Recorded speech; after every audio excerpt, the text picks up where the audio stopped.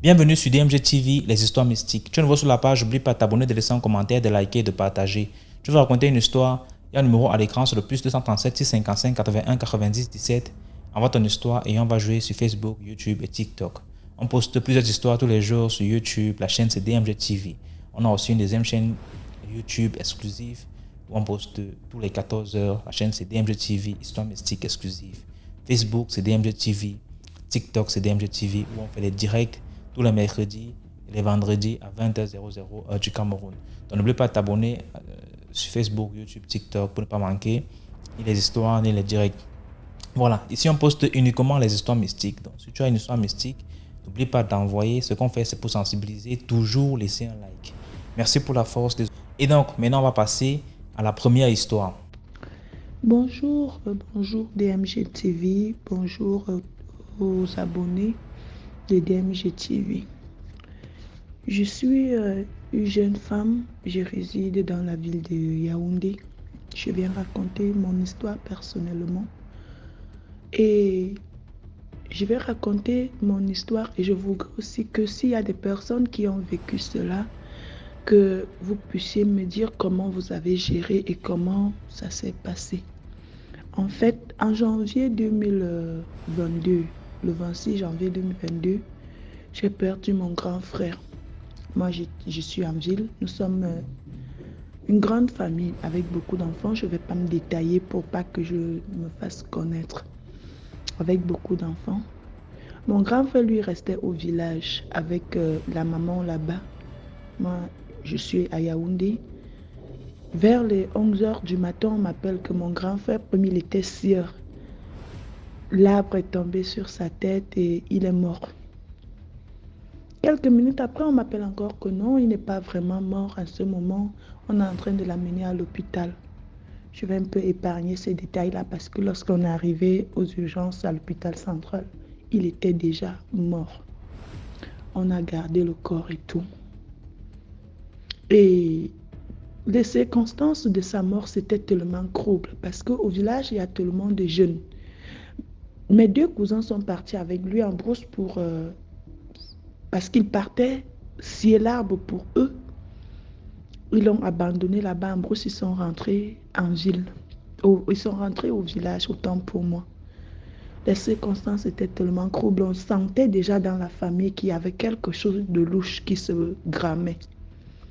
On a gardé le corps, le jour de la levée de corps, je suis partie voir un monsieur qui m'a dit, bon, quand on est dans ces circonstances-ci, vu qu'il a été tué parce que même avant son enterrement, il apparaissait déjà dans les têtes des gens, les gens le voyaient un peu de partout, même physiquement, les gens venaient dire qu'on le voit. On est parti voir un monsieur qui nous a dit, dans ces circonstances-ci, ce qu'on fait chez nous d'habitude, c'est gâter le corps. Ils appellent ça gâter le corps. Le jour de la levée, on a levé le corps. On est parti avec le corps chez le monsieur. Il a fini de faire des rituels et tout. Le jour de l'enterrement, c'était la catastrophe. Ils se sont même permis de dire que c'est notre maman qui avait tué mon frère. Ce qui a fait des troubles terribles, des problèmes et tout. On a quand même enterré et tout.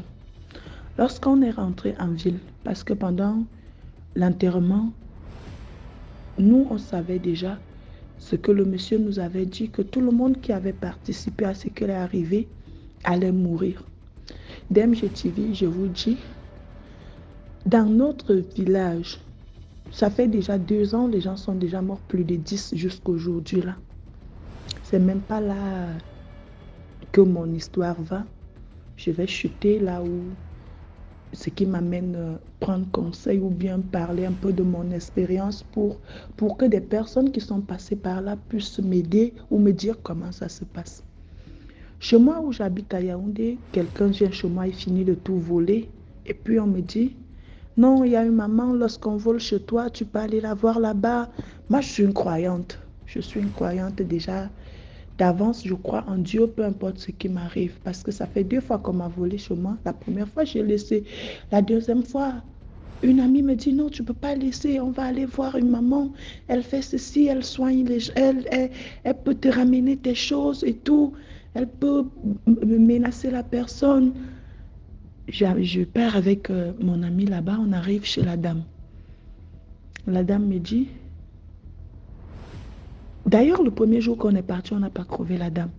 Le lendemain, la dame me dit, il faut repasser, je ne suis pas à la maison. Moi, à la maison le matin, je dis, je ne peux pas partir. Je ne peux plus aller là-bas parce que je ne sais pas ce que Dieu veut de moi. Si quelqu'un me vole, c'est Dieu qui me donne tout ce qu'on me vole. DMG, la dame m'appelle au téléphone parce que quand j'étais arrivée chez elle, j'ai laissé mon numéro de téléphone. La dame m'appelle au téléphone, elle me dit, je suis à la maison chez moi en ce moment en train de t'attendre. Je ne suis pas sortie parce que je dois te recevoir. Je veux que tu viennes ici. Je rentre dans ma chambre, je dis, Seigneur, qu'est-ce que je suis en train de te faire comme ça? J'appelle ma copine, je lui dis, allons-y. La dame m'a appelé. J'ai même dit que je ne partais pas. Elle m'a déjà appelé plus de 4 fois qu'elle est bloquée à la maison parce qu'elle doit à tout prix me recevoir. Quand j'arrive chez la dame, elle me dit, assois-toi ici. Je m'assois, elle s'assoit aussi. Elle est en train de nourrir sa petite fille. Elle me dit, qu'est-ce qui t'amène ici? J'ai dit, on m'a volé. Elle me dit, c'est pas ça qui devrait t'amener ici. Elle commence à manger, manger, manger. Elle dit, elle se retourne, elle fait comme si elle inclinait sa tête vers le côté où je ne suis pas pour écouter. Un geste comme si tu écoutais avec l'oreille. Et puis elle se retourne vers moi, elle me dit, c'est qui ce jeune homme que je vois à côté de moi avec la tête fendue, le sang qui coule de partout? Ça fait pas, je dis, cette histoire que je raconte ne fait pas 3 mois. Mais mon frère, il est mort en janvier, le 26 janvier 2022. Nous sommes en 2024 aujourd'hui. Je dis, la personne est comment? Elle me dit, la personne a la tête fendue avec le sang qui coule de partout sur lui. Je dis, j'ai perdu mon grand frère. Il a fait un accident. Ah oui, elle continue à manger. Elle me dit, elle dit juste ah oui. Elle continue à manger, elle mange. Elle retourne encore sa tête à côté. Elle dit, ton frère veut te parler, il est ici. Je vous jure, j'avais les gouttes de sueur froide. J'étais terrifiée. J'étais déjà terrifiée, mais au fond de moi, je disais, ça peut être des mises en scène.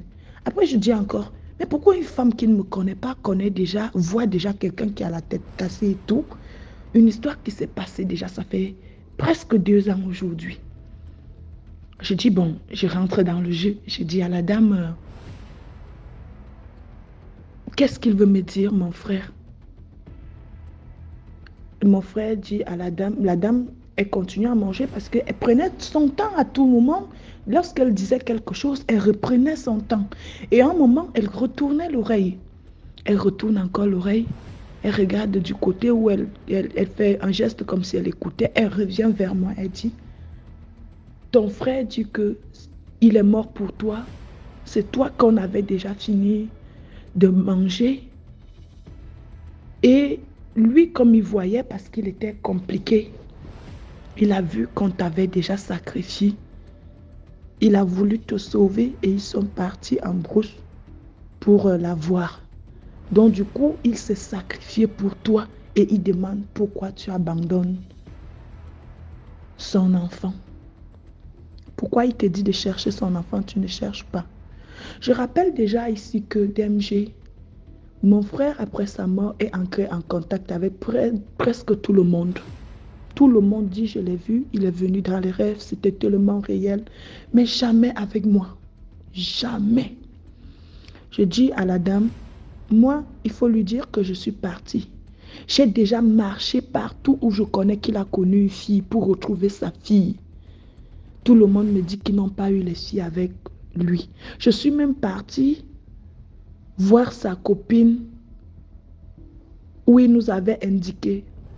Sa copine me dit, son ex-copine me dit qu'ils n'ont pas eu d'enfants ensemble. Je ne donne aucun nom jusque-là, je ne prononce le nom de personne parce que c'était un peu comme un test que je faisais à cette femme si elle jouait avec ma psychologie. La dame se retourne encore à côté, la dame, elle écoute, elle revient, elle me dit, ton frère dit que tu ne cherches plus il a donné le nom de l'ex-copine de mon frère. Il dit que tu ne partes plus chez l'ex-copine de son ex-copine, que tu dois chercher son enfant, il doit avoir à peu près cette taille. Elle doit avoir, pardon, c'était elle doit avoir à peu près cette taille. Elle a dans les 8-9 ans, elle s'appelle Marina. C'est là que je commence donc à pleurer. Je commence à pleurer, j'ai directement éclaté en larmes. Je dis, les vérités commencent à sortir. Pourquoi les noms? Cette dame peut donner les noms même des copines, de la copine que mon frère a eue. Est-ce que c'est une magie extraordinaire? Comment, si elle fait donc de la magie, comment elle a su faire pour connaître le nom de l'ex-copine de mon frère? Je reste, je suis abasourdie. Je suis perdue, je coule que des larmes. La dame se retourne encore et dit, dis-lui de ne pas... Ton frère dit que tu arrêtes de pleurer parce que c'est pour ça qu'il n'est jamais ancré en contact avec toi. Parce que tout ce que tu as fait, c'est pleurer depuis qu'il est mort. Qu'il ne repose pas en paix. Il ne repose pas encore. Il erre un peu de partout. Il travaille dur. Là, je n'ai pas pu me retenir. J'ai fondu en larmes, je pleurais comme s'il y avait un deuil. C'est là que je suis la dame qui dit, vous êtes venu faire une réunion de pleurs chez moi? Ton frère pleure et puis toi-même tu pleures. Tu vas prendre tes pieds et tu sors de chez moi parce que ici, ce n'est pas pour pleurer. Je demande à la dame, je dis à la dame, je me ressaisis, je dis, je ne pleure plus. Dis-lui de me dire où je peux aller trouver l'enfant. Dis-lui de me dire où je peux aller trouver l'enfant. La dame me dit, je ne travaille plus. Je vous ai demandé d'aller pleurer loin parce que la seule chose qu'elle a dit à la fin, c'est que moi, je n'ai jamais vu un homme qui pleure comme un enfant comme ça. Vous allez partir pleurer dehors, hors de chez moi. J'ai dit à la dame, est-ce que vous pouvez encore entrer en contact avec mon frère? C'est là que la dame me dit, lorsque j'ai été retenue à la maison, c'est parce qu'il m'a supplié qu'il veut rentrer en contact avec toi. Là, que depuis, il cherche à rentrer en contact avec toi parce qu'il veut te dire tout ça. Mais tu déranges avec les pleurs et j'étais le seul moyen pour qu'il te passe le message. Depuis ce jour, je suis rentrée à la maison. J'ai déjà marché partout. Je suis remontée sur la généalogie pour trouver cet enfant. Je ne sais plus où aller. J'ai déjà demandé à ses amis. Dès qu'on me dit seulement qu'il a connu une femme là-bas, je cours, j'arrive, je n'ai pas de solution. Et même son âme qui ne repose pas en paix, je ne sais pas comment je peux faire, ne serait-ce que pour rentrer encore en contact avec lui, parce que je pense qu'il a des choses qu'il n'a pas terminées avant d'aller se reposer. Du coup, je ne sais pas s'il y a des abonnés qui ont vécu cela ou quelqu'un qui est passé par là. Si vous pouvez me conseiller, qu'est-ce que je dois faire, parce que c'est une situation qui m'enlève le sommeil. Merci déjà. Bonne journée à tout le monde. Merci beaucoup pour l'histoire. Maintenant, on va passer à la deuxième histoire. Bonsoir DMG, bonsoir à toute la communauté DMG. Ça fait des années déjà que, bon pas des années, ça fait quelques mois déjà, disons 8 mois, que je suis vos émissions Les Histoires Mystiques. Et donc j'ai plein d'histoires, mais bon, j'ai jamais eu le courage de venir raconter. Aujourd'hui, j'ai dit qu'il faut que je me lance. Donc avant toute chose, j'invite tous ceux qui sont en train de me suivre, abonnez-vous, likez et partagez. Voilà, donc l'histoire que je vais vous raconter se passe au Cameroun, dans la ville de Douala, mais je vais taire le nom du quartier. Alors, étant enfant unique à mon papa, je vivais avec mes parents et ma grand-mère paternelle. Alors ma grand-mère paternelle tombe malade, très malade. Et dès lors où elle tombe malade, moi également, je tombe malade. Au fur et à mesure, sa maladie évolue, la mienne également, au point où je n'arrivais même plus à me déplacer. Et avant que je n'arrive à ce niveau, ma grand-mère est décédée. Alors tous ceux qui venaient, on a voulu m'amener à l'hôpital, j'ai dit non. Je veux pas qu'on m'amène à l'hôpital, je veux rester là dans la maison et tout parce que je voulais assister aux préparatifs et tout, bien que je sois alitée parce que j'étais couchée au salon sur un canapé. Je n'arrivais pas à bouger. Et il y en avait qui disaient, oh, sa grand-mère veut partir avec elle, oh, comme sa grand-mère l'aimait beaucoup. Je leur ai dit que oui, c'est vrai que chaque personne défend les membres de sa famille, mais moi je sais que ma grand-mère n'était pas une sorcière pour partir avec moi. Donc c'est une maladie certainement comme ça. Et alors, on a fait venir un laborantin à la maison qui est venu et qui a fait un prélèvement pour aller faire des examens. Le résultat est sorti peut-être 2 jours ou 3 jours après. Le résultat disait que j'étais malade et que j'avais la fièvre typhoïde. Alors chez nous, on soigne beaucoup plus la fièvre typhoïde à l'indigène. On m'a fait des remèdes indigènes, rien du tout. On m'a donné les remèdes des blancs comme on a l'habitude d'appeler, rien du tout. Il n'y avait aucun changement. Mon état allait en s'empirant. Au fur et à mesure, les jours passaient, au fur et à mesure, je me voyais en train de partir. Donc je me sentais de plus en plus faible et je savais que j'étais à l'article de la mort. Alors un soir, entre-temps, les gens faisaient des mini-veillées. Vous savez comment ça se passe. Quand il y a deuil, chaque soir, il y a des gens qui viennent et qui s'en vont et tout ça. Moi, j'étais toujours là. Et donc, un soir où je me suis sentie très faible, j'ai dit, tiens, qu'est-ce qui m'arrive? Pourquoi je veux mourir alors que j'ai un Dieu? Je me suis rappelé qu'il y avait un Dieu qui était là et qu'il fallait que je lève la prière. Alors, étant couchée là, sur mon lit de maladie, je me suis mise à prier. À un moment, même le sommeil m'a emporté. Je ne sais plus à quel moment j'ai dormi et tout. Le lendemain matin, quand je me suis levée, j'ai senti un peu de vigueur en moi. J'ai senti qu'il y avait eu un changement notoire. J'ai pu me lever ce jour après plusieurs semaines. J'ai fait un petit tour. Quand je sors, on avait une voisine, une grand-mère qui était notre voisine la plus proche. Elle était chez elle, mais elle regardait, étant chez elle, elle était assise et elle regardait vers notre maison. Alors quand je sors, je me rends compte que je suis très pâle parce que je ne me oignais plus, j'avais pas la force de me oindre. J'étais très blanche, je dis ok, je vais faire demi-tour pour aller mettre un peu d'huile sur mon corps pour que je ne sois plus aussi pâle que ça. Dès que je me retourne, nos yeux se croisent et je la vois, elle met la main au niveau des yeux comme pour regarder quelque chose qui est loin, comme pour s'assurer, pour bien voir. Vous voyez un peu le mouvement au niveau des sourcils, là on met la main là comme ça pour regarder. C'était ça son geste. Je suis entrée dans la maison. Le temps de ressortir, elle était déjà entrée, elle avait eu le temps d'entrer chez elle, de changer de vêtements et de revenir s'asseoir devant notre maison. Il faut noter que pendant les mini-veillées, elle venait et après un moment, elle arrêtait de venir. Donc quand elle fait ça, ça fait au moins une semaine qu'elle ne vient plus. Ça fait au moins une semaine qu'elle ne passe plus. Et pourtant, elle est la voisine la plus proche. Donc quand moi j'ai vu, j'ai banalisé, j'ai dit ok, je ne sais pas comment je peux interpréter ça. Je suis sortie. Je suis allée, donc je me suis oint. Après, je suis ressortie. J'ai fait quelques pas là, juste pour me dégourdir un peu les jambes. Je suis revenue. Elle était toujours assise là. Et c'était le début de ma guérison. De mieux en mieux, je me sentais. 4 jours plus tard, je suis couchée dans ma chambre parce que moi, je dormais toujours avec la lumière. Pas de veilleuse, la lumière de l'ampoule, de la réglette. Elle était allumée et j'étais couchée sur mon lit. J'ai senti comme s'il y avait une présence dans la chambre. Je ne sais pas comment je peux vous expliquer ça. Quand j'ouvre les yeux, je me rends compte que la grand-mère dont je vous ai parlé tout à l'heure, elle était dans ma chambre, adossée contre le mur. Je lui ai demandé mais attends, j'ai d'abord cru que je rêvais.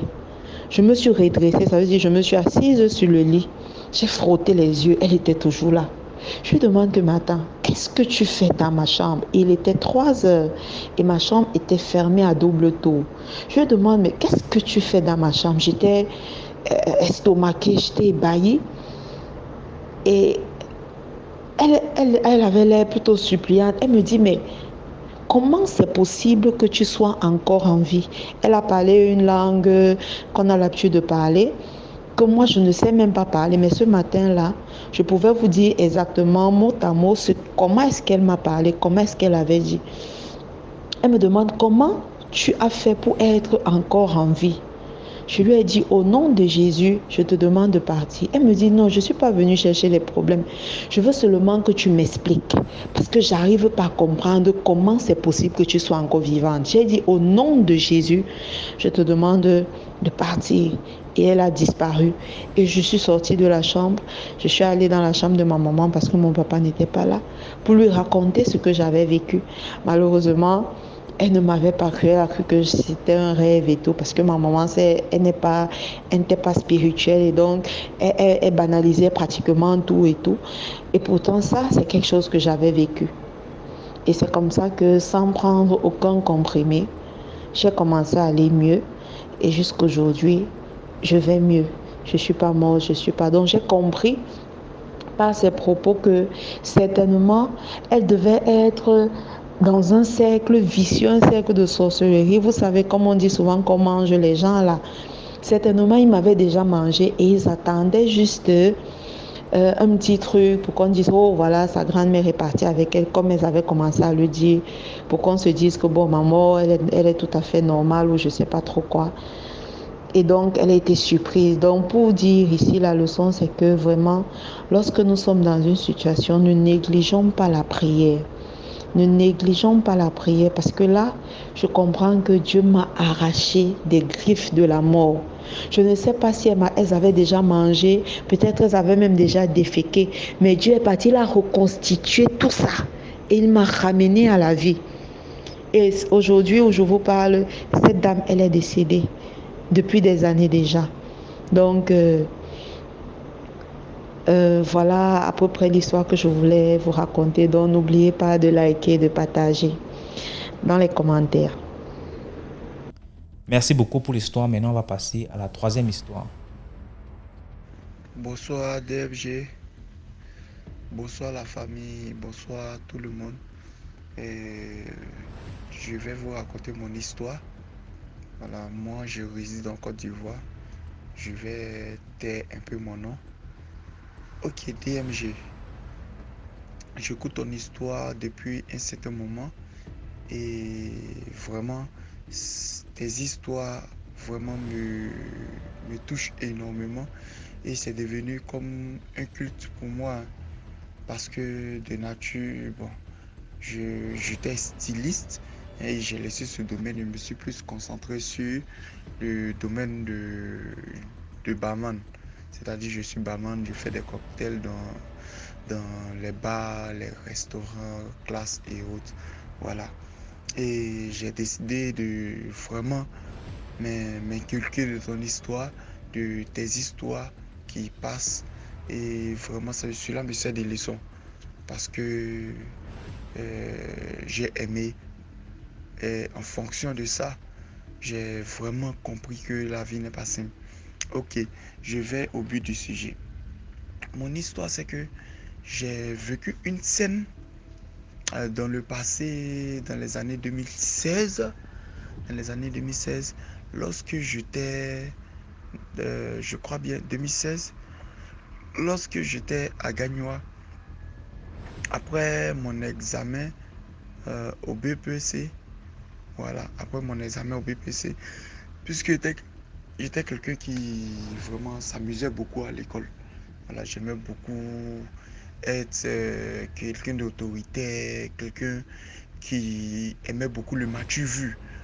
Donc je me concentrais pas plus sur les études, mais plutôt sur mon apparence. Je soignais beaucoup mon apparence afin que certaines personnes me remarquent.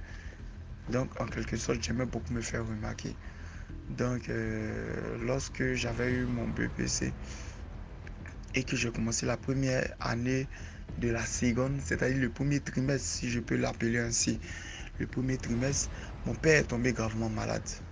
Et dans ces conditions-là, puisque on était à l'intérieur de Gagnoa, c'est-à-dire à l'intérieur d'Abidjan, c'est-à-dire à une ville qui s'appelle Gagnoa. Là, c'est chez les Biti. Et j'étais là-bas et quand mon père est tombé gravement malade, un adjudant chef de la douane, tous mes frères n'étaient pas près de lui, me demandant, moi, le plus petit de la famille, de venir près de lui. Et j'ai quitté Gagnoa au premier trimestre pour venir à Beauville, pour venir terminer le cursus scolaire. Et lorsque je suis arrivé à Beauville, là c'est une ville, puisqu'il y a environ plusieurs ethnies en Côte d'Ivoire, et à Beauville c'est pour les abeilles.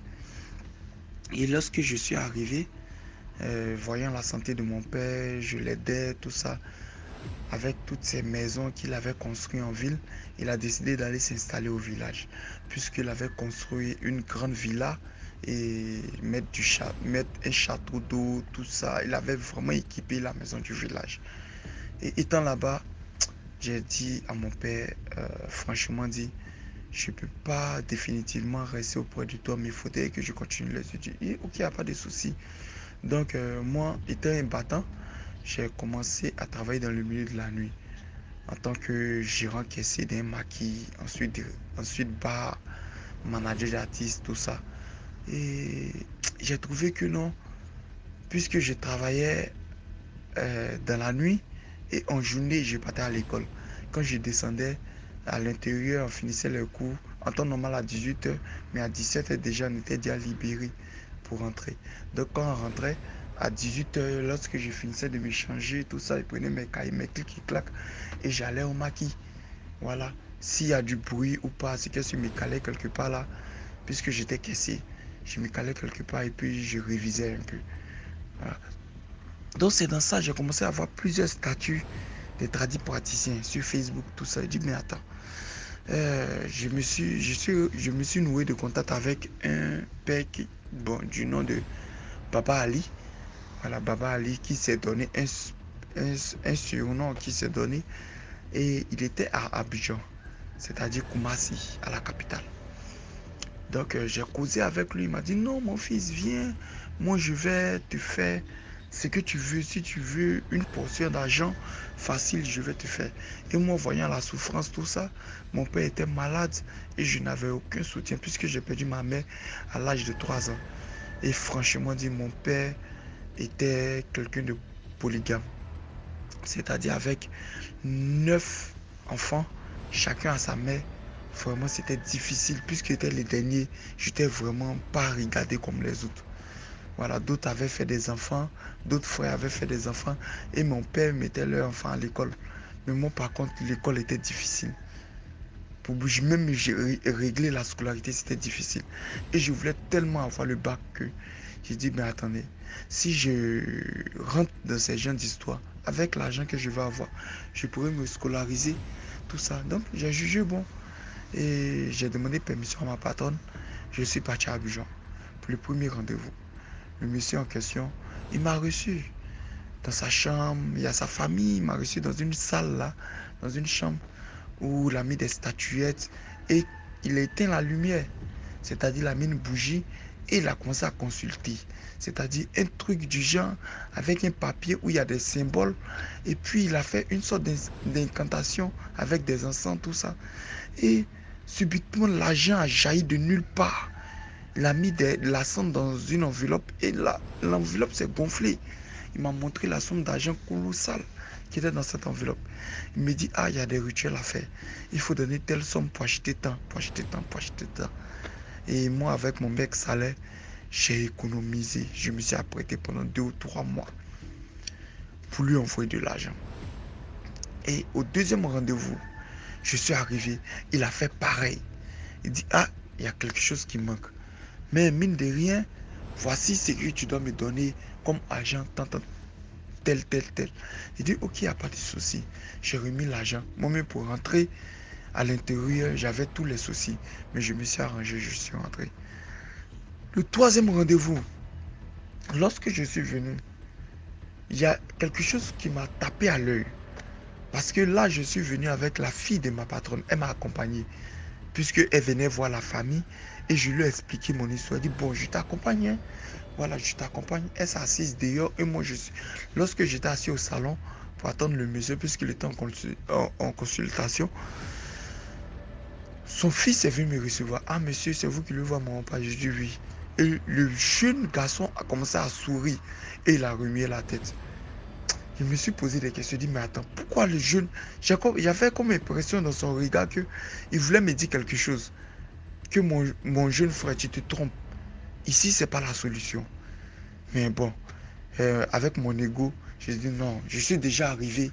Je vais terminer ce que je vais commencer. Et lorsque je suis venu, mais on dit Dieu qui vient te montrer quelque chose, il ne le cache pas. Le monsieur a commencé à faire ses incantations. Même chose comme d'habitude. Il essaie de m'hypnotiser, mais ce jour-là, ça n'a pas pris.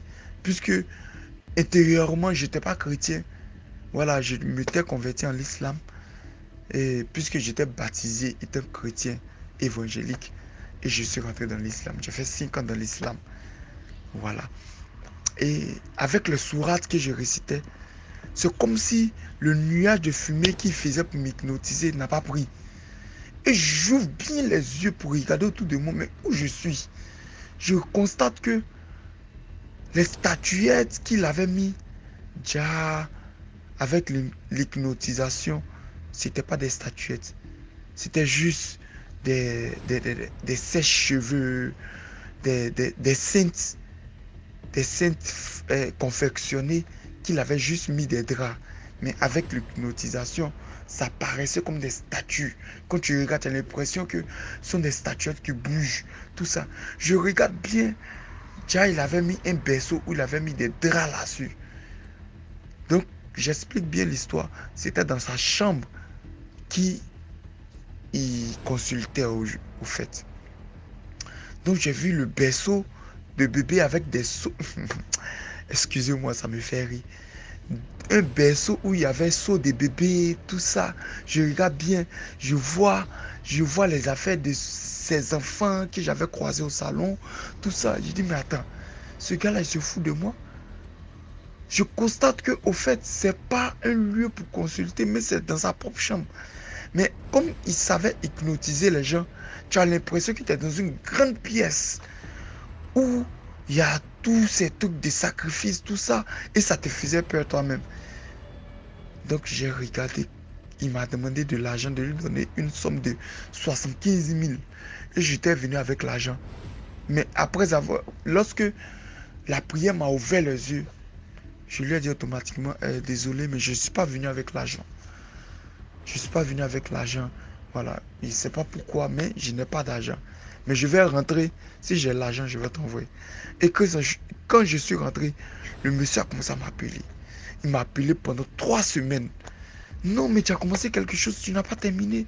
Tu as commencé. Et je lui ai dit ouvertement, monsieur, sincèrement dit, vous êtes un arnaqueur. Vous êtes un arnaqueur, vous êtes un voleur.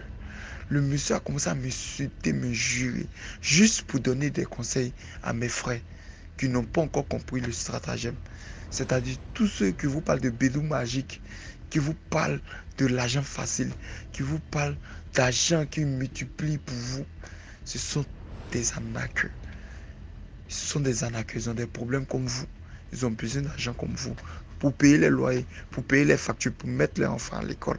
Juste dit que l'argent facile n'est pas la solution.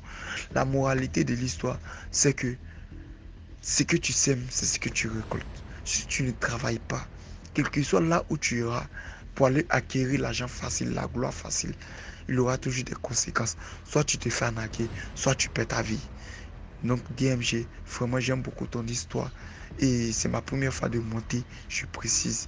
Vraiment, je demande à tout le monde de partager, de commenter, vraiment de laisser des cœurs et aussi de descendre dans les commentaires pour donner aussi leur avis. C'est très important, c'est très important. Laissez un pouce pour DMG parce qu'il ne demande rien. C'est quelqu'un qui a un cœur vraiment grand, qui a vraiment une idée, qui a eu une idée et qui motive tout le monde de tous les pays, de toutes sortes d'horizons pour vraiment nous encourager à vraiment marcher sur le droit chemin. Je te remercie DMG, vraiment merci pour tout ce que tu fais. À plus. Merci beaucoup pour l'histoire. Maintenant, on va passer à la 4e histoire. Bonjour DMG, j'espère que tu vas bien. Je suis une de tes abonnés, je te suis sur 3 de tes pages, Facebook, YouTube et TikTok. Hier, j'étais même sur ton live TikTok, mais bon, j'ai pas pu rester jusqu'à la fin à cause de ma batterie qui m'a lâché. Je voulais à mon tour te raconter mon histoire. Désolé de pas me présenter. C'est juste que j'ai pas envie de donner trop d'informations sur moi parce que euh, l'histoire que je vais raconter, c'est quelque chose que je vis actuellement. C'est pas encore passé. C'est quelque chose que je vis présentement. Et donc, si tu décides, après l'avoir écouté, de la publier sur tes différents réseaux, j'aimerais, s'il te plaît, que tu essaies un peu de modifier ma voix au risque que les personnes concernées me reconnaissent, en fait. Euh, Cette histoire, c'est aussi un peu pour essayer de sensibiliser mes jeunes frères et sœurs africains et qui vivent surtout en Afrique avec leur famille, surtout les gens de ma génération, parce que j'ai aujourd'hui la trentaine. Voilà. En ce moment, on va dire que je vais là au 3e mois que je suis souffrante et ma maladie, elle n'est pas tant physique. Elle est plus, on va dire, mystique que physique. Voilà. La maladie est plus mystique que physique. Euh, il y a, depuis le mois d'octobre déjà, depuis octobre, j'étais allé faire un don de sang à la banque de sang de chez nous ici. Je suis allé faire un don de sang pour une première fois, hein, parce que je voulais aussi qu'on me fasse quelques examens. Je suis allé faire alors mon don de sang et tout. Ma pesée, j'avais 59 kilos, donc ça allait, vu que pour donner le sang, il faut avoir au moins 50 kilos. 59 kilos, bon, en tout cas, je réunissais les critères pour faire mon don et tout. Bon, je suis allé faire mon don. Oui, j'ai terminé, je suis rentré chez moi. Il fallait venir récupérer les résultats dans une semaine. Déjà, 3 jours après mon don, j'ai commencé à me sentir bizarre. Je commençais à me sentir bizarre, des petites fièvres et tout. Bon, je banalisais, je me dis, bon, peut-être c'est le temps et tout. Je banalisais. Le jour où il fallait aller récupérer les résultats, parce que j'étais allé faire mon don un vendredi et il fallait que je repasse le vendredi de la semaine qui suivait pour récupérer les résultats. Dans le vendredi que je devais récupérer les résultats, je me suis levé le matin bien, tranquille. Je riais avec mes soeurs et tout. Maintenant, au moment où je m'apprêtais pour partir récupérer mes résultats, sur le trajet, je commençais à avoir des idées noires. Je commençais à me dire, ben, si je prends le bus et qu'on fait l'accident, ce serait une bonne chose. Ensuite, je me dis, ben, si dans mes résultats, on trouve que j'ai le VIH, c'est une bonne chose. Pourtant, je ne suis pas une fille qui a une vie, je mène pas ma vie n'importe comment. Déjà que je n'ai même pas de partenaire. À cette époque-là, je n'avais pas de partenaire, comme maintenant, je n'avais pas de partenaire. Mais j'avais ces idées sales qui me venaient en tête. Que si on me trouve avec une maladie grave, c'est tant mieux. Je ne comprenais pas moi-même. Vraiment. Jusqu'à je suis arrivé au lieu. Je récupérais mes résultats, tout allait bien. Ils m'ont dit merci pour votre don parce que ça va servir à quelqu'un, ok. Mais sur le trajet du retour, j'avais toujours ces mauvaises idées en tête, comme quelqu'un qui me disait dans ma tête là-bas que non, dès que tu arrives à la maison, il faut te tuer. Dès que tu arrives à la maison, il faut te tuer. Dès que tu arrives à la maison, il faut te tuer. Je suis arrivé à la maison, j'ai pris le couteau, je me suis enfermé dans la chambre. Tout un tas de trucs me traversaient la tête. J'avais là le couteau en main, j'ai dit bon, je procède comment? Je procède avec le couteau, je prends une corde pour me pendre, je prends les comprimés pour en finir avec ma vie. Qu'est-ce qui se passe? Après un moment, je repense à ma fille, vu que je suis maman, je repense à ma fille, mais si je meurs, je la laisse avec qui? Et si je meurs, comment elle sera traitée? Et tout, je suis resté 3 heures de temps dans la chambre en train de réfléchir à tout cela, toutes les possibilités de terminer avec ma vie. Et toujours avec ce couteau à la main. Toujours avec le couteau, mais je réfléchissais à quel moyen est le plus facile de terminer avec ma vie, jusqu'à ce que ma cousine est venue me retrouver dans la chambre. Elle a essayé de me calmer, parce que elle, c'est quelqu'un à qui je me confie vraiment lorsque je suis pas bien, en fait. Elle a essayé de me calmer, de me parler, de me raisonner. J'ai dit, je sais pas ce qui m'arrive. C'est depuis que je suis allé prendre mes résultats, j'ai ces idées noires dans la tête. Pourtant, toi-même, tu m'as vu le matin, j'étais bien, on riait et tout. Je sais pas ce qui se passe. La semaine d'après qui suivait cette semaine de crise-là, je commençais à perdre du poids. Je n'ai pas compris. J'ai encore banalisé. Je me suis dit, ah bon, c'est peut-être à cause des fièvres que j'ai fait. Je banalisais la chose, en fait. Et puis ces jours passaient, puis je ne faisais que maigrir. Puis, le jour de mon second don est arrivé, parce que c'est après 3 mois. Je pense que le jour de mon second don est arrivé, je suis retourné à la structure pour vouloir faire le don. On m'a pesé, j'étais maintenant à 51 kilos. Je suis quitté de 59 à 51. Je me suis dit, bon, ça va, je pourrais encore donner le sang et tout. Mais arrivé chez le médecin qui voyait toutes les analyses qu'on avait fait au préalable, elle m'a dit non, je suis désolé, vous ne pouvez pas donner le sang pour le moment, essayez de retourner à la maison et tout. Nourrissez-vous bien, surtout prenez des vitamines. Bon. J'ai dit ok, je vais rentrer à la maison, je vais aller bien manger et me nourrir. Je suis rentré chez moi tranquillement. Une semaine après, la banque de sang m'appelle que madame, excusez-nous de vous déranger. On a quelqu'un qui est dans le besoin et vu que si vous êtes du même groupe, on avait besoin que vous passiez faire un don. Bon, j'ai essayé d'expliquer la situation, mais la semaine dernière, j'étais dans l'une de vos structures, mais on n'a pas pu me prendre du sang. Elle m'a dit non, passez, c'est pas grave. Bon, je suis allé dans un autre hôpital, différent de celui où j'étais d'abord allé. Je suis allé là-bas, ils m'ont pris le sang. Le monsieur ne m'a même pas pris les paramètres en tant que tel. Il m'a juste pris du sang et tout. Je suis rentré à la maison. Mais lorsque j'ai reçu les résultats, ce jour-là, apparemment, j'avais 15 détentions et 49 kilogrammes. Une semaine après, 49 kilogrammes. Jusqu'à là encore, je me disais que c'est normal. Alors que DMG, tiens-toi bien. Tiens-toi bien, parce que c'est en décembre que je me rends compte de beaucoup de choses. C'est en décembre que je me rends compte que ma maman m'a vendu dans la sorcellerie sans le savoir. Que moi-même, je donnais mon accord sans le savoir. Et comment cela se passe? Un week-end, ma mère, mon enfant, mon cousin, ma cousine et moi, on décide d'aller passer le week-end chez un oncle à moi.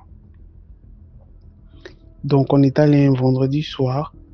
On avait décidé de rentrer le dimanche.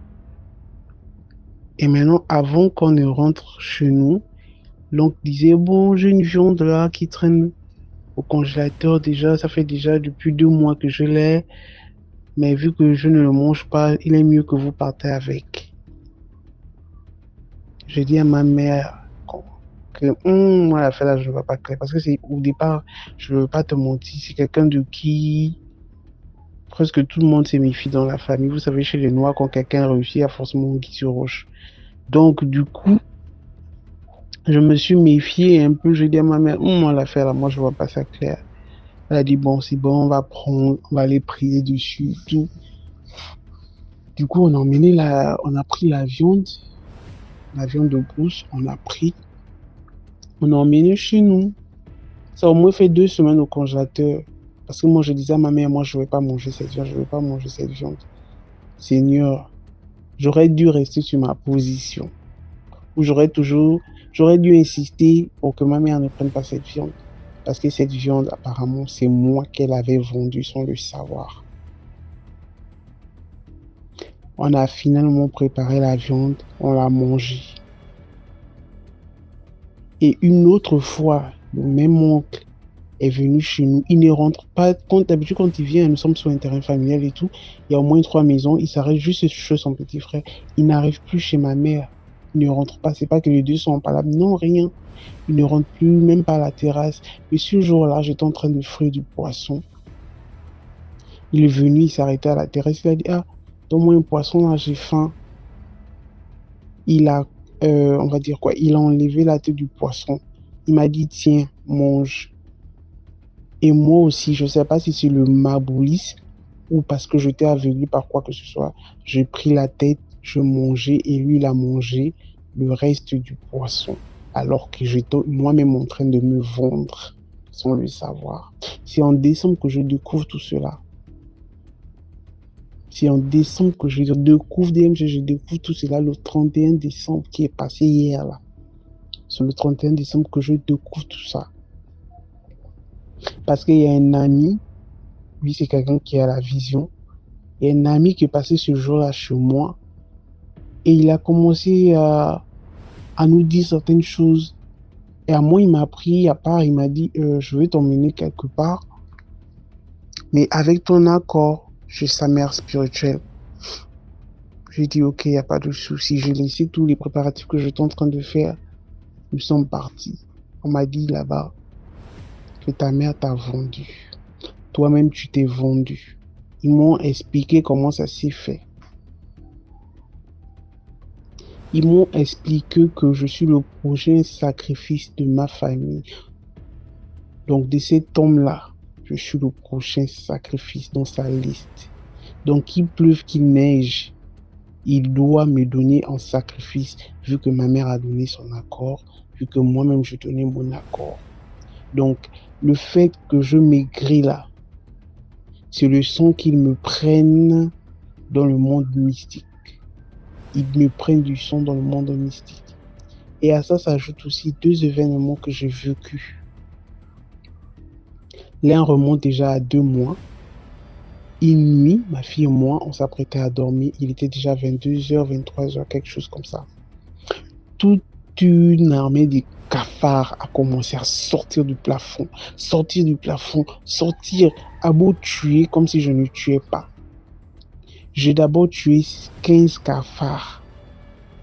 J'ai réussi à tuer 15. Je suis allé jeter dehors. On a dit, bon, c'est bon. Dès que j'éteins la lumière, les cafards viennent. Ils viennent. J'ai tué le reste. Après, j'ai encore tué 6. Cela, j'ai brûlé ça sur place dans ma chambre. Je commençais à prier, j'ai mis du ciel. J'ai dit, Éternel, mon Dieu, mon roi, si ce sont des envoyés du diable, je les laisse entre tes mains. Je les laisse entre tes mains. L'évasion de cafards là, c'était eux. Et ces cafards-là, on me les avait déjà mis sur le corps de manière spirituelle, en fait. Je les avais. Donc, ces cafards-là marchaient sur moi, spirituellement. Moi, je marche là dehors, je me dis, ça va. Malgré que je suis en train de maigrir, je me dis, oui, ça va, mais non. Alors que je suis toute sale, ces personnes-là m'ont déjà sali. Ils ont déjà mis leur marque sur moi. Ils m'ont collé quelqu'un. Qui doit m'accompagner partout où je vais, partout où je vais, et qui doit les rapporter tous mes faits et gestes. Quand je parle de quelqu'un, je parle de spirituel, un esprit en fait, quelqu'un qui est déjà mort. Et récemment, les histoires je ne sais même pas ça, jusqu'à maintenant, même les gens à qui je l'explique, on ne comprend pas. Récemment, je vais t'envoyer des photos. Déjà, je vais t'envoyer une photo de moi actuellement et une photo de moi avant que je ne devienne comme je suis aujourd'hui. Et je veux aussi t'envoyer et la vidéo et la photo de la souris que je trouvais dans mon ventilateur qui était en marche à la puissance maximale. À 3 heures du matin, je me lève pour faire ma prière. Je trouve une souris dans le ventilateur. Mais jusqu'à présent, je te parle, je n'arrive pas à comprendre comment cette souris a fait pour rentrer dans un ventilateur déjà en marche. Les trous sont petits. Je n'arrive pas à m'expliquer cela. Alors que c'est toujours leurs œuvres. Jusqu'à présent, au début, j'ai dit mon histoire est actuelle parce que j'ai vu la chose, je ne suis pas encore sorti de là. Certes, je suis en train de combattre cela, mais je ne suis pas encore sorti de là. Ce sont les choses que je fais en cachette parce que je n'ai pas encore... on m'a demandé on m'a conseillé, la dame qui me suit m'a conseillé de ne pas en parler avec ma mère, de n'en parler à personne. Même si les gens du monde mystique sont informés que je suis déjà en train de chercher à sortir de là. Mais moi, de mon côté, je garde mon calme. Même s'ils viennent me sonder comme ils ont commencé à faire, je garde mon calme, je garde mon silence. Donc, c'est un peu ce que je vis en ce moment, les attaques mystiques. Donc, cette histoire, c'est, comme je disais au départ, c'est pour dire à mes frères et sœurs, faites attention à différents gestes. Faites attention aux choses qu'on vous donne à manger et autres. Vous ne savez pas, peut-être c'est votre propre âme que vous êtes en train de vendre. Peut-être que c'est la vie de quelqu'un que vous êtes en train de vendre si vous n'êtes pas avisé spirituellement, en fait. Voici dans quoi je me retrouve en ce moment. Donc, désolé pour la longueur. Je pensais pas que ça allait prendre autant de temps. Donc, du coup, à toi de l'écouter et voir si tu l'as publié ou bien, si tu veux, tu peux juste la raconter toi-même avec tes propres mots. En tout cas, merci beaucoup. Que Dieu continue de t'encourager dans ce que tu fais, vraiment. Ça sensibilise beaucoup. Merci beaucoup. Bonne journée. Merci beaucoup pour l'histoire. Maintenant, on passe à la 5e histoire. Bonsoir DMG, bonsoir toute la communauté DMG. Vous allez bien, j'espère. Avant toute chose, je vous invite à partager, liker et commenter afin d'agrandir la communauté. Alors, je viens avec une autre histoire aujourd'hui.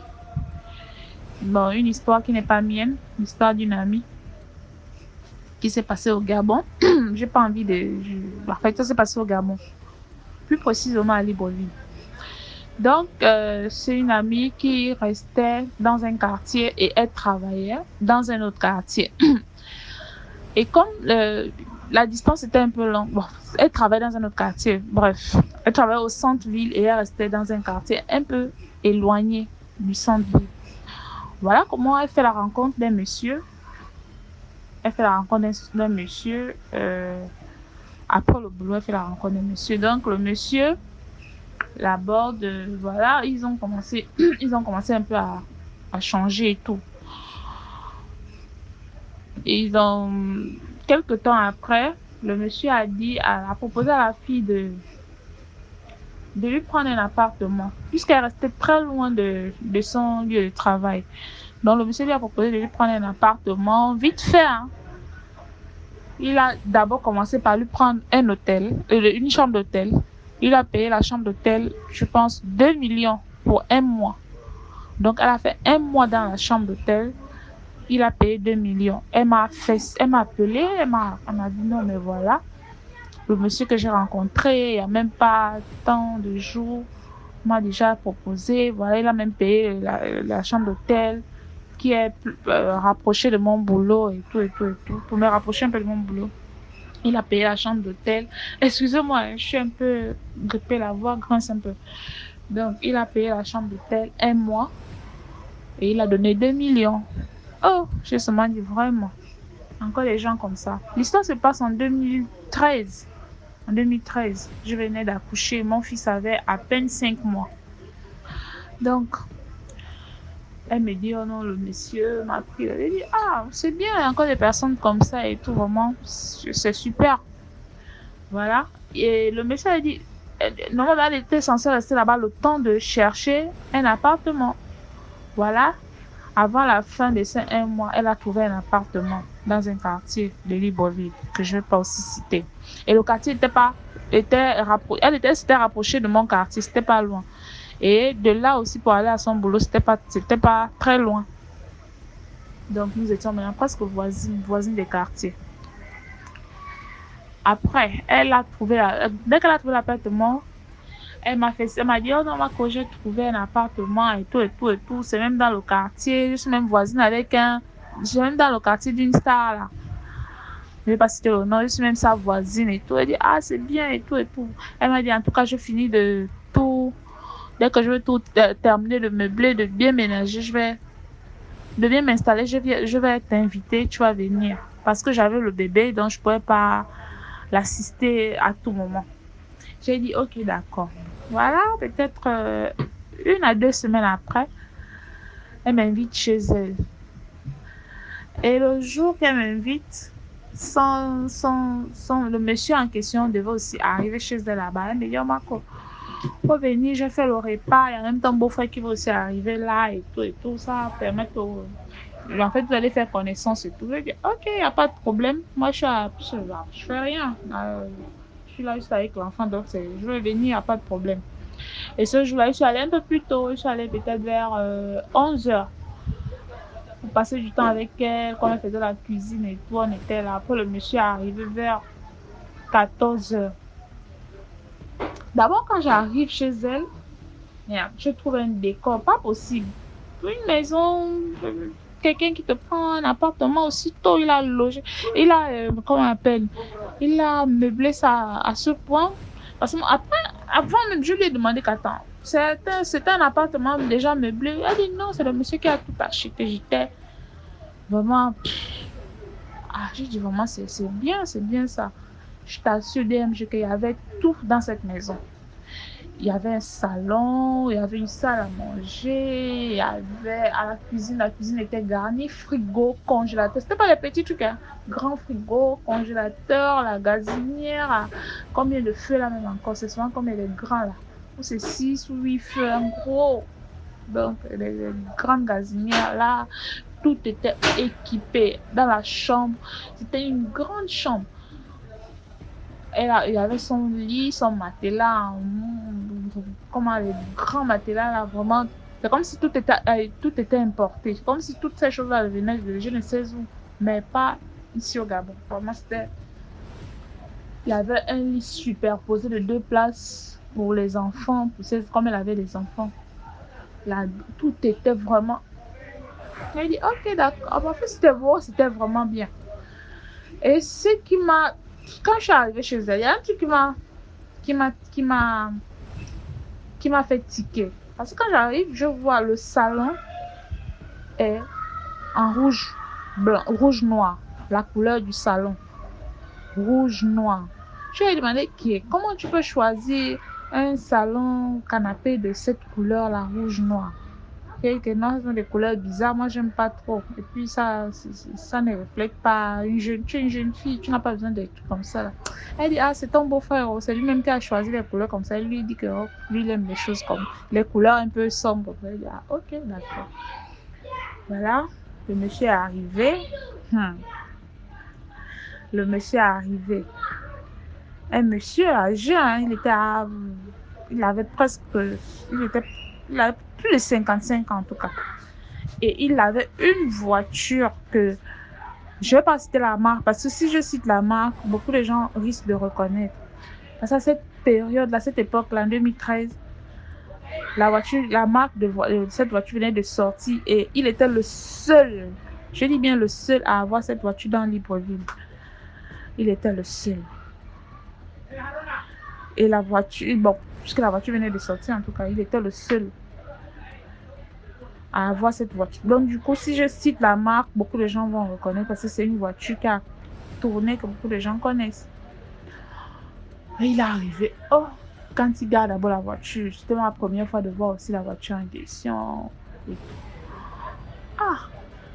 Je vais voir, c'était un monsieur âgé et tout. Il salue, il est tout gentil, tout souriant, et tout. Il joue un peu avec mon enfant.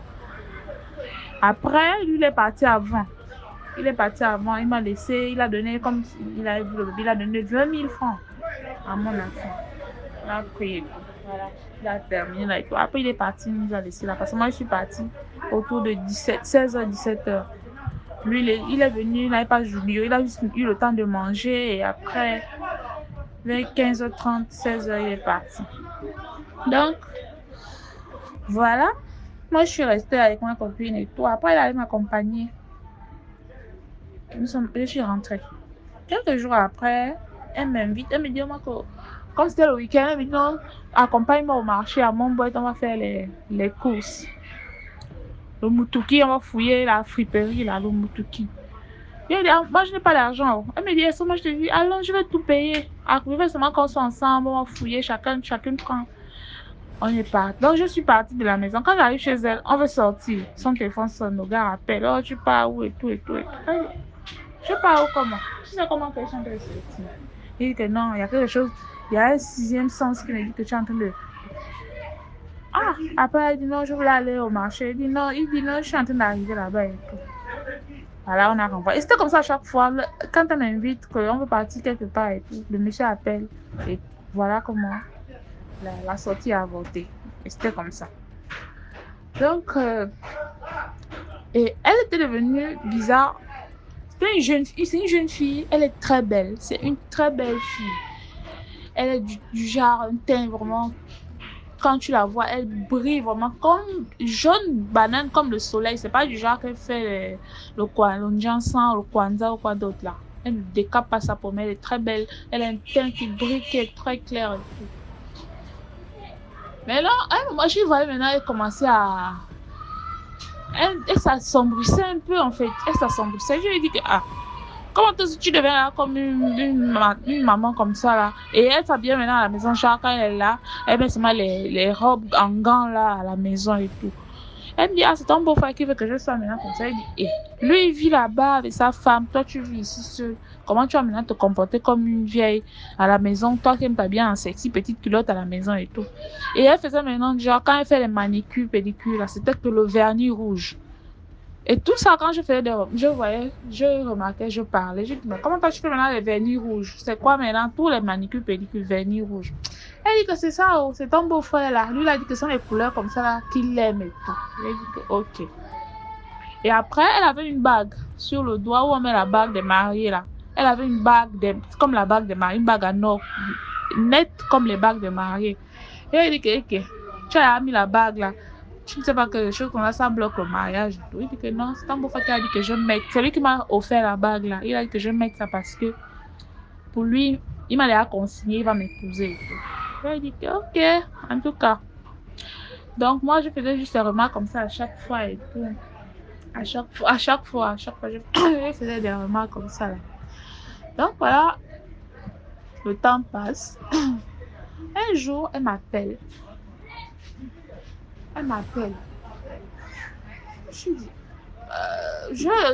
elle m'appelle vraiment en catastrophe et tout. Elle me dit, oh, Marco, tu es où? C'était un dimanche. Non, c'était un lundi. Tu es où? Non, mais je suis où? Comme je suis à la maison et tout. Ah, d'accord, je vais arriver là-bas parce que vraiment, ce que je viens de vivre là et tout. Je dis, ce que j'ai vécu. Elle dit, ok, là, comment je suis à la maison? Est-ce que moi, je bougeais le bébé? Elle arrive à la maison. Le lundi là, elle me raconte, elle commence à me raconter, elle me dit, oh, hier je suis allée à l'église, hier dimanche, je suis allée à l'église, au sorti de là, je suis allée rendre visite à l'une de mes tantes là. Quand j'arrive chez ma tante, je trouve une dame, chez ma tante, quand la dame me voit, la dame me dit, c'est ma fille, viens d'abord, pardon, enlève d'abord la bague que tu as sur ton doigt là. Enlève la bague que tu as sur ton doigt là. Elle me dit, oh, elle dit, non, c'est mon chéri qui m'a offert là. Elle dit, non, enlève d'abord la bague. Donc, elle a enlevé la bague. Alors, comment la dame lui dit, cette bague que tu portes là, c'est comme une caméra. Pour commencer, c'est comme une caméra sur ton doigt. La personne qui t'a offert cette bague est au courant de tout ce que tu fais à travers cette bague. Et avec cette bague, il tire ton étoile, il tire ton éclat, ta beauté. Il est en train de tirer. En fait, il est en train de te sucer en quelque sorte. Elle dit, mais comment ça? Alors, comment la dame commence à raconter, à parler, à relater des faits, des choses à la fille. Elle dit, oh, quand tu dors, parfois, tu ne vois pas les choses comme ça. Parfois, tu ne fais pas des rêves, des cauchemars comme ça. Parfois, quand il vient là-bas, il te donne une Bible pour lire, non? Alors que tu as ta propre Bible, mais lui, il te fait lire sa Bible. Il te fait croire qu'il est trop chrétien, non? Moi, je connais. En fait, la dame ne connaissait même pas le monsieur. Et elle racontait comme ça, là, que non. Donc, et la fille se retrouvait dans tout ce que la dame disait. Elle a éclaté. Elle était maintenant là. Elle était là, elle tremblait. Elle dit, Seigneur, je vivais avec quoi comme ça, là, avec un monstre et tout. Elle était maintenant là, elle pleurait, elle paniquait et tout. Alors que la dame a dit que le monsieur là est en train de vouloir, et tu n'es pas sa première victime. Et lui, il fait du genre, quand il est avec une fille, la relation, au 6e mois de la relation, il se débarrasse de toi. Soit tu deviens folle, soit tu meurs, soit tu deviens un peu bête, du genre les gens qui sont mangés, bectés là, du genre tu peux être assis là, tu pisses sur toi, tu racontes n'importe quoi, mais pas folle, du genre les gens qui sont un peu insensés là, je sais pas comment je peux dire ça, les gens qui perdent un peu la mémoire, mais pas fous, qui deviennent un peu comme des Mongols, les gens comme ça là. Il dit que c'est ce qu'il fait de ces filles là. Et tu es sa 5e victime. 5e ou 6e victime comme ça là. Il a l'habitude de le faire aux filles. Alors, et la fille était exacte, elle était au 5e mois de relation avec le monsieur. Il lui restait 1 mois. Parce que la dame là a dit c'est 6 mois de relation. Au 6e mois, là, il cherche à se débarrasser. Donc pendant que la dame parlait, le téléphone de la fille ne faisait que sonner. Le téléphone de ma copine ne faisait que sonner. Ne faisait que sonner. Et c'est le monsieur qui appelait. Elle ne décrochait pas. La dame a dit ne décroche pas si c'est lui. Quand je vais terminer là, tu pourras... Quand elle décroche le téléphone là, quand la dame a fini de parler, ma copine a décroché le téléphone. Le monsieur a commencé. Tu es où? Hein? C'est quoi? Tu joues avec qui? Et d'ailleurs même la bague là, pourquoi tu l'as enlevée? Hein? Et ok d'accord, comme c'est comme ça que tu te comportes avec moi, à partir d'aujourd'hui là, oublie-moi, tu ne vas plus jamais me voir. Oublie-moi, même tout ce qui est chez toi là-bas, tout ce que je t'ai offert, reste avec. Même les choses qui sont là-bas, si tu veux, tu mets à la poubelle. Parce que il avait, je pense, des choses comme les culottes, des babouches, c'est que quand lui il venait aussi du genre passer la journée et tout. Donc, il commence à parler comme ça. Là, il dit à la fille, je ne vais plus jamais te voir. Oublie-moi. Tu supprimes mon numéro et tout. Il pète un câble comme ça. Là. Oh. La fille dit seulement que elle est restée sans voix. Elle est restée sans voix. Il a fini de parler. Il a raccroché. Quand il a raccroché, elle n'a même plus le courage de rentrer chez elle. Elle a appelé sa mère. Ils ont pris, je pense, un prêtre, un pasteur. Ils sont allés chez elle là-bas et tout. Ils ont prié, ils ont fait beaucoup de choses. Donc, beaucoup de choses. On l'a amené chez les prêtres pour essayer de lui faire des lavements, des purifications, beaucoup de choses pour que cet esprit-là la libère. En fait, pour que cet homme-là quitte définitivement sa vie. Donc, c'est le lundi, avant même de faire toutes ces choses-là. Avant de partir, maintenant, faire des trucs de purification chez le prêtre. Le lundi, elle m'a d'abord raconté l'histoire. Après, sa famille, elle, dans la semaine, ils sont partis et tout. Et en temps, elle ne dormait plus là-bas. Elle a enlevé ses enfants et tout. Elle a laissé la maison là avec toutes les choses dedans. Mais on lui a dit, tu ne vends rien. Tu n'abandonnes rien, tu ne brûles rien. Ce sont tes choses, il ne va rien te faire. Tu restes avec. Le temps qu'il t'a utilisé là, ce sont tes choses. Il n'y aura pas d'effet négatif. Donc, après ce bain de tout, elle a juste déménagé. Elle est allée rester dans un autre quartier. Elle a pris toutes ces choses.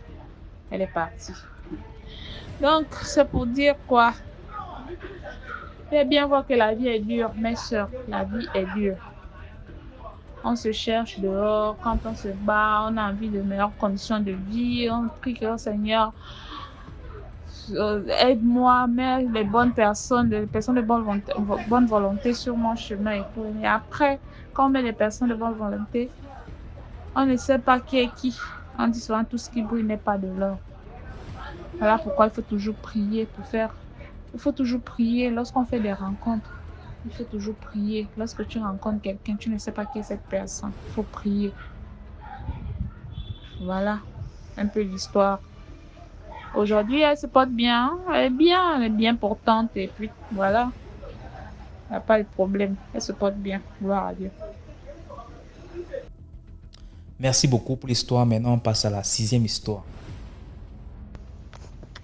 Bonsoir DMG, j'espère que vous portez bien et je souhaite également bonsoir ou bonjour à toute la team DMG.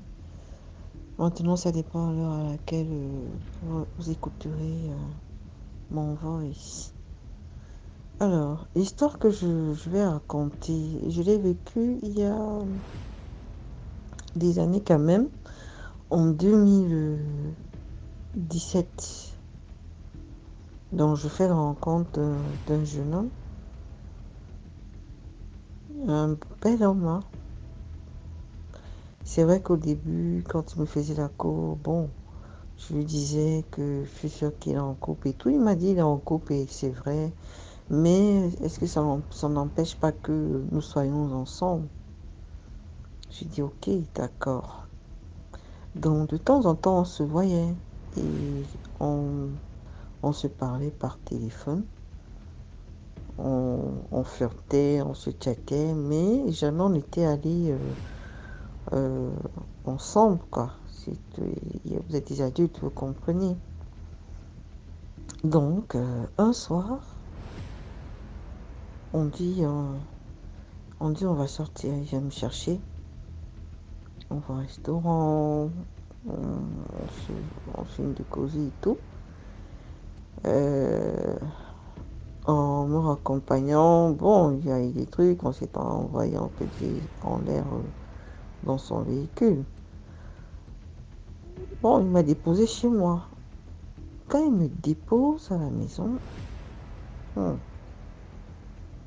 je commence à avoir terriblement mal au bas-ventre. Je me suis d'abord dit, non, ce sont des simples douleurs, comme j'ai souvent l'habitude d'avoir. Mais la douleur persiste au point où je commence à crier, je pleure parce que j'avais très mal. Comme j'avais un peu, je me suis dit, c'est pas normal. Et mon bas-ventre a commencé à chauffer, ça chauffait. Je vais dans mon placard, comme j'avais un peu de sel béni, je prends le sel béni, je le mets dans la bouche, je commence à prier, je commence à faire certains sons de prière, de Psaume 91 notamment, et de Psaume 35, malgré la douleur, j'essaie de réciter, je commence à prier, et par la suite, j'ai pris le sel, j'ai mis dans l'eau, j'ai pris la poire, je me suis purgée, j'ai fait aussi le bain, comme les femmes ont fait le bain du siège. La douleur, après quelques minutes, elle a commencé à baisser considérablement. Je me suis demandé, Seigneur, qu'est-ce qui m'arrive? Parce que j'ai même appelé le gars pendant que j'avais les douleurs, qu'est-ce qu'il peut venir me chercher? J'ai mal. Ça a sonné, le gars n'a pas décroché. Bon, je me suis dit, après que mes douleurs se soient calmées et tout, le lendemain, je l'appelle en journée, il ne me prend pas. Jusqu'au jour d'aujourd'hui où je vous parle, je n'ai plus jamais eu les nouvelles de ce jeune homme-là. Moi, je dirais que la morale de l'histoire, c'est que nous les femmes, on devrait faire attention. Même si on met du temps dans une relation avec un homme, il faut être assez prudente, il faut se protéger. Parce que dehors, si on se rend compte que les gens sont vraiment assez compliqués, ou parfois on a l'impression que ce sont même pas des personnes humaines qu'on rencontre. Vraiment beaucoup, moi je vous remercie beaucoup pour ce que vous faites. Et tout ce que vous faites, ça nous édifie, ça nous ouvre encore plus les yeux sur beaucoup de choses, hein. C'est vrai qu'il y a ce que nous on connaît et ce que on découvre. Je reviendrai avec d'autres histoires parce que pour ma petite expérience, j'en ai vécu beaucoup, énormément. Donc, bonne fin de... Oui, et tout le monde l'a liké, hein, liké. Il faut liker. Il faut inviter les personnes, notamment beaucoup de personnes, à s'abonner à la DMG TV. Voilà, c'était tout pour aujourd'hui. J'espère que vous avez aimé la vidéo d'aujourd'hui. Commentez, likez, partagez et surtout donnez de la force. Partagez dans tous les groupes WhatsApp, tous les groupes Telegram, Facebook et ainsi de suite. On se reprend demain à 12h00 pour 6 autres histoires mystiques. Ciao, bye bye, portez-vous bien.